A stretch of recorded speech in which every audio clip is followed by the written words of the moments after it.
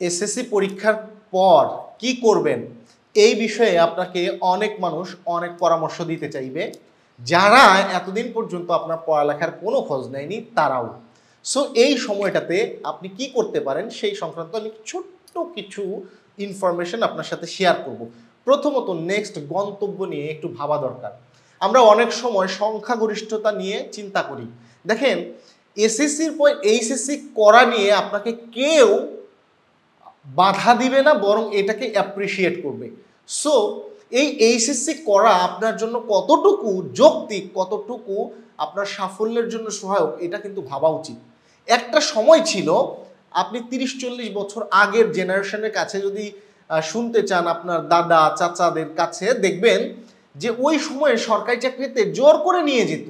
কেউ 8 পাস করছে, 9 পাস করছে, তাদেরকে চাকরিতে নিয়ে গেছে। এসএসসি পাস করছে আর সে বেকার, এটা কল্পনাও করা যেত না। এখন সেই সকল মানুষকে দেখে আস্তে আস্তে আমরা উদ্বুদ্ধ হয়ে শিক্ষার আলোয় আলোকিত হয়ে শিক্ষিত হতে চেয়েছি, কর্মজীবনে সফল হওয়ার স্বপ্ন দেখেছি। কিন্তু বর্তমান সময়ে লাখ লাখ মানুষ পড়াশোনা করে এবং অশিক্ষিত থাকা লোকের সংখ্যাটাই কম। এ কারণে শিক্ষিত হলে সার্টিফিকেট অর্জন করলেই চাকরি হয় না, বরং এর পরেও আরও অনেক কিছু ভাবতে হয়, অনেক কিছু করতে হয়। সো এখনকার সমাজে ক্যারিয়ারেও অনেক বৈচিত্র্য এসেছে।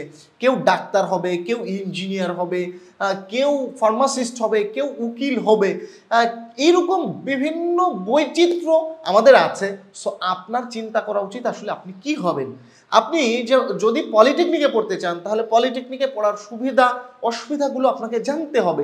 আপনি জেনারেলে তো স্বাভাবিকভাবে প্রত্যেক 10 জনের 9 জনই পড়ে, কিন্তু আপনি যদি আপনার আশেপাশের মানুষগুলোকে নিয়ে একটু জরিপ করেন, দেখবেন যে অধিকাংশ মানুষ তার নিজ যোগ্যতায় কিছুই করতে পারছে না। তারপরেও সেই মানুষটিও জেনারেলে পড়তে উৎসাহিত করবে, এবং আপনি যদি পলিটেকনিকে পড়তে চান বা অন্য কোনো সেকশনে যেতে চান, আপনাকে নিরুৎসাহিত করবে। সে কেন নিরুৎসাহিত করছে? সে শুধুমাত্র তার দলটাকে ভারী করছে, কিন্তু এর দ্বারা তার কিন্তু কোনো ফায়দা নাই, বরং জ্ঞানের অভাবের কারণে অন্য একটি বিষয় যদি ভালো হয়, সে বিষয় সম্পর্কে চুপ না থেকে সে বরং তার নেগেটিভিটি ছড়াচ্ছে। সো ভাইরা দেখেন, আগে কি ছিল, কর্মবাজার অনেক বেশি প্রশস্ত ছিল, এখনকার কর্মবাজার অনেক বেশি চ্যালেঞ্জিং, প্রতিযোগিতাপূর্ণ। আপনারা দেখে থাকবেন যে সাম্প্রতিক একটি সময়ে ডিপ্লোমা ইঞ্জিনিয়ারিংয়ের একটি 10ম গ্রেডের সরকারি চাকরির সুযোগ আছে ডিপ্লোমা ইঞ্জিনিয়ারদের জন্য। এই চাকরিতে আবেদন করার জন্য সারা বাংলাদেশের বিএসসি ইঞ্জিনিয়ারগণ উঠে পড়ে লেগেছে।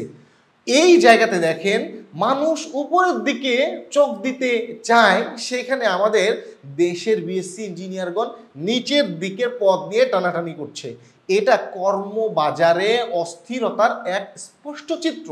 সো এই যে ডিপ্লোমা ইঞ্জিনিয়ারকে একটা সময় মানুষ নাক সিটকাতো, এখন তাদের এই পদ সম্পর্কে যখন মানুষ সচেতন হয়েছে, জেনেছে, তখন এটা চাইছে। সো দেখেন, 20 লাখ শিক্ষার্থীর ভিতরে প্রায় 1.5 লাখ শিক্ষার্থী A+ পাবে। এই 1.5 লাখ শিক্ষার্থী, 50,000 শিক্ষার্থীও ভালো একটি বিশ্ববিদ্যালয়ে এইচএসসি করার পরে চান্স পাবে না, কারণ এই পরিমাণ আসনই আসলে বাংলাদেশে নাই। 1 লক্ষ মানুষ A+ পাওয়ার পরেও তারা ভালো একটি বিশ্ববিদ্যালয়ে পড়ারই যোগ্যতা অর্জন করবে না, সেখানে ভালো একটি ক্যারিয়ার তো অনেক দূরের কথা। এ কারণে আপনারা আপনাদের পারিবারিক সক্ষমতা, আপনাদের সামর্থ্য সব কিছু বিবেচনা করে আপনার যদি ভালো মনে হয়, সেক্ষেত্রে আপনি পলিটেকনিকে পড়ার সুবিধা অসুবিধা এই সংক্রান্ত বিষয়ে গবেষণা শুরু করবেন এই এসএসসির পরে। এর পাশাপাশি আপনি সময়টাকে এনজয় করবেন, কোনো একটি স্কিল অর্জন করবেন। হতে পারে আপনি কোরআন তেলাওয়াত শিখলেন, হতে পারে আপনি নামাজ শিক্ষাটা শিখলেন, হতে পারে এই সময়টাতে আপনি ইংলিশ স্পিকিং শিখলেন, কম্পিউটারে একটু পারদর্শী হওয়ার চেষ্টা করলেন। সময়টাকে কাজে লাগাতে হবে, সময়টাকে কাজে না লাগালে এর জন্য আফসোস করতে হবে।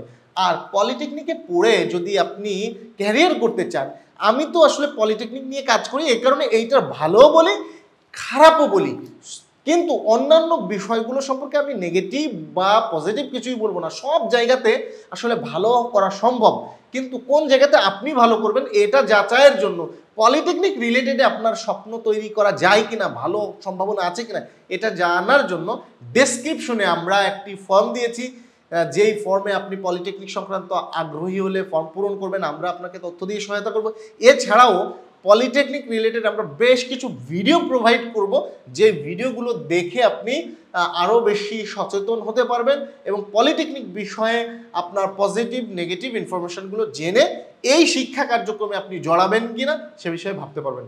সো আপনি এসএসসির পরে ভাবনাটাকে একটা জায়গাতে পুঞ্জীভূত না রেখে 360 ডিগ্রি ভাবেন, যে পলিটেকনিক নিয়ে ভাবেন, প্যারামেডিক্যাল নিয়ে ভাবেন, আপনি যদি ওকালতি করতে চান, ব্যারিস্টারি পড়তে চান সেটা নিয়ে ভাবেন, ইঞ্জিনিয়ারিং পড়তে চাইলে ভাবেন, ডাক্তারি পড়তে চাইলে ভাবেন।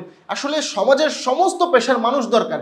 এক পেশার মানুষ আর এক পেশার মানুষের পিছনে লাগাটা কোনোভাবেই যৌক্তিক না, বরং সব পেশার মানুষের সমন্বয়ে আসলে একটা সমাজের স্থিরতা বজায় থাকে।